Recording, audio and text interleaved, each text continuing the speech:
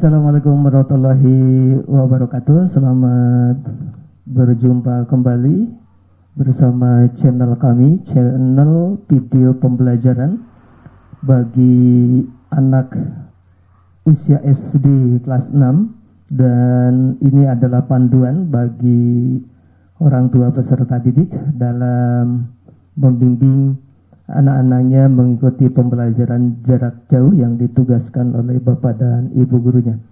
Kali ini di tema 5, subtema 3, pembelajaran 3, halaman 145 sampai dengan 158, dan disertai pembahasan soal latihan.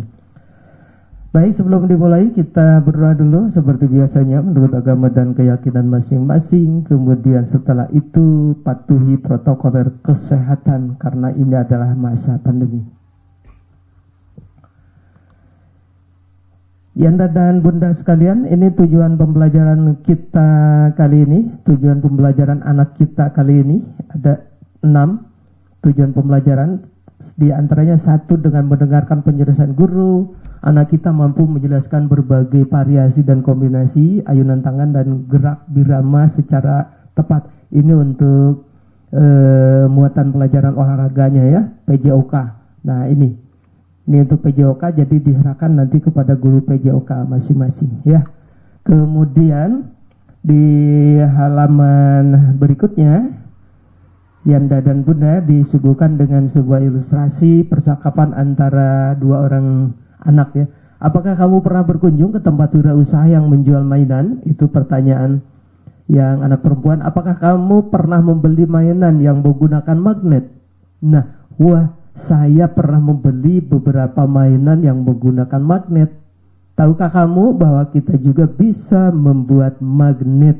Nah, mari bagaimana cara membuat magnet ya. Nah, di kolom ayo membaca, apakah kamu masih ingat tentang sifat-sifat dan medan magnet? Tentu masih ingat ya. Kalau lupa silakan dibuka kembali buku tematiknya, catatannya ataupun slide daripada video pembelajaran kami di channel sebelumnya. Nah, ini percobaan membuat magnet. Percobaan 1, ini tujuan percobaan membuat magnet dengan cara digosok. Alat dan bahannya ini ada magnet, ada paku ukuran besar 1 buah, ada paku ukuran kecil.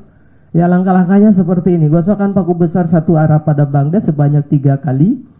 Dekatkan paku besar tersebut pada paku-paku kecil. Nah, ikuti langkah-langkah percobaannya karena nanti kalian di halaman berikutnya akan disuguhkan dengan, nah ini tabel percobaan membuat magnet nanti.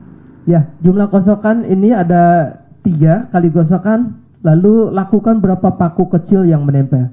Kemudian 13 kali gosokan berapa paku yang menempel, 30 kali gosokan berapa paku yang menempel. Tidak diberi contoh berapa pakunya karena ini hasil percobaan kalian ya. Tidak, kalau 3 kali gosokan ada paku yang menempel, misalnya 1, tulis 1 paku kecil. Misalnya ini ada 3, misalnya ini ada 5 dan seterusnya. Ya, nah itu.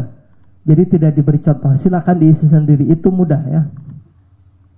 Nah, di sini ada laporannya hasil percobaan tadi. Tujuan percobaan tadi tinggal nyalin, alat dan bahan tinggal disalin pada sebelumnya, langkah percobaannya tinggal disalin hasilnya. Yang tadi hasilnya 3 kali gosokan berapa paku, nah dan seterusnya ya. Nah, kesimpulannya dari hasil percobaan, nah baru ini diberi contoh misalnya bahwa semakin banyak gosokan yang diberikan magnet ke paku besar, sifat kemagnetannya semakin kuat sehingga makin banyak paku kecil yang menempel kepada paku besar. Misalnya seperti itu. Tetapi andai ya, ketika melakukan percobaan tidak ada 1 paku pun yang menempel, ya tulis di sini. Nanti dipecahkan, dikomunikasikan dengan Bapak dan Ibu guru, kok percobaan saya tidak ada paku yang menempel 1 pun. Kenapa ya? Nah, problem solvingnya di sana, pemecahan masalahnya ya. Kenapa sampai demikian? Kok kelompok lain atau anak yang lain, teman yang lain ada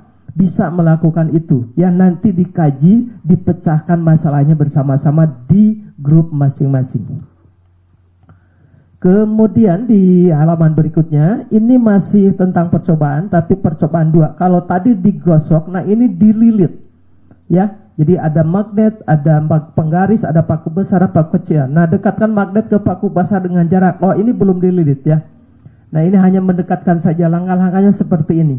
Dekatkan magnet paku besar tadi dengan jarak 6 cm. Ini pakai jarak ya. Pakai jarak.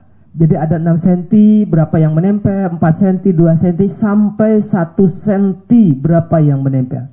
Ya. Nah, di halaman berikutnya setelah kelihatan ada dengan jarak 6 dan seterusnya ada yang menempel, maka tulis di sini laporannya. Tujuan percobaannya sudah ada disalin, alat dan bahan disalin, langkah percobaan disalin, hasil percobaannya juga disalin di sini. Tadi yang 6 cm berapa paku yang menempel dan seterusnya di sini hasil percobaan. Nah, di sini kesimpulan. Jadi kesimpulannya misalnya bahwa semakin dekat, misalkan semakin dekat jarak antara magnet dan paku kecil, maka hasilnya begini dan begitu. Ya, itu semakin jauh begini dan begitu. Jadi tinggal lihat hasilnya lalu simpulkan di sini.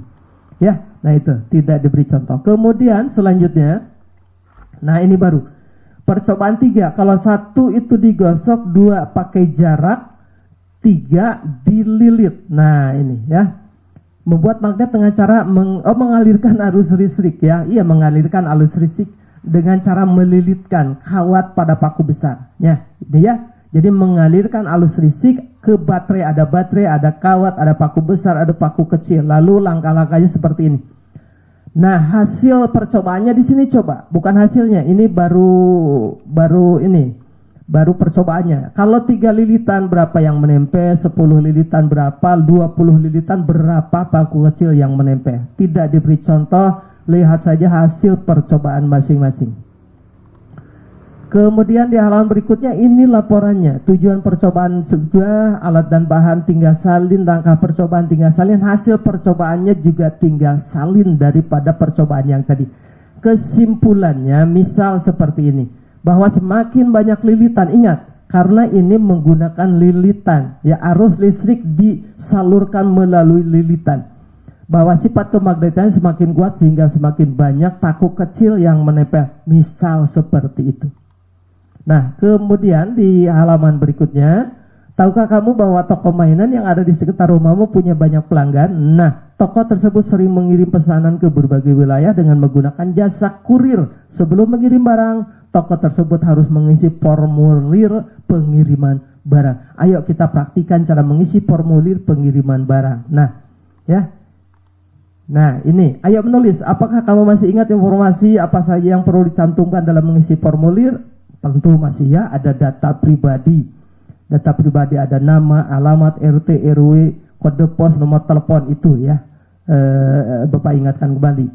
Nah, kemudian di halaman berikutnya ini petunjuk pengisian formulir pengiriman barang. Ada data penerima, istilah data penerima dengan huruf besar, istilah nama awal penerima dengan jelas dan benar, dan seterusnya dan seterusnya. Data pengiriman juga begini urutannya. Data lainnya misalkan tulis tempat tinggal dan tanggal pengiriman pada kolom bagian kiri bawah dan seterusnya.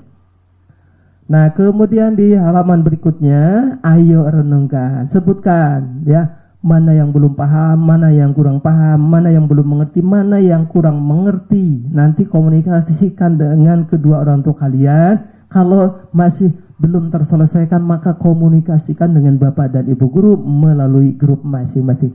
Terima kasih, selamat belajar, semangat belajar, salam sehat, salam tangguh. Assalamualaikum warahmatullahi wabarakatuh.